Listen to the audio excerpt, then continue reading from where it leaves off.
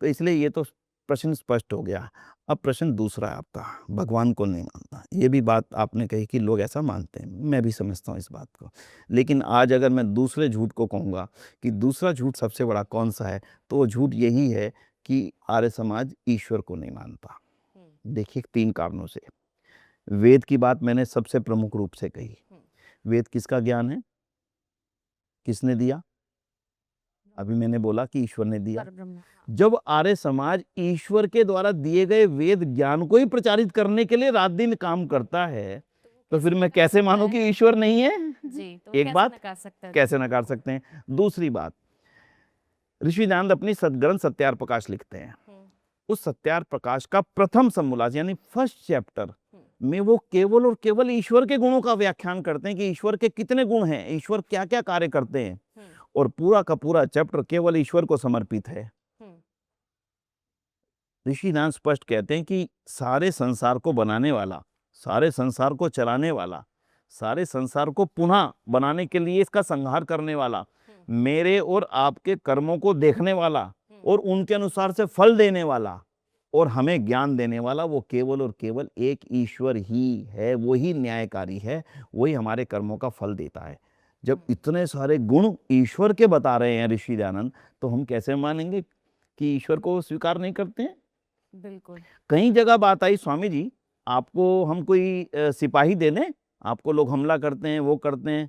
ऋषि दयानंद ने कहा वो ईश्वर है ना, वो रक्षा वो ही रक्षा करता है मेरी, मैं उसके सिवाय किसी को नहीं मानूंगा कि वो मेरी रक्षा करेगा। इसलिए ईश्वर है तो मुझे और किसी रक्षक की आवश्यकता नहीं है। ऋषि दयानंद सारा निर्भरता उस ईश्वर पर छोड़ करके चल रहे हैं, निर्भीक होकर के। फिर मैं कैसे कहूं कि ईश्वर को नहीं मानता आर्य समाज? उससे थोड़ा सा और आगे चलेंगे। ऋषि दयानंद की मृत्यु हुई, जहर दे दिया गया।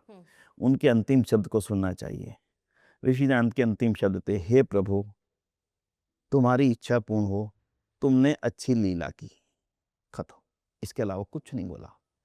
उस समय भी वो केवल प्रभु को कह रहे हैं कि प्रभु तुमने जो किया वो अच्छा किया, मैं जा रहा हूं संसार छोड़ करके, तुमने अच्छी लीला की, जो भी किया। हे प्रभु तेरी इच्छा पूर्ण हो, तूने अच्छी लीला की।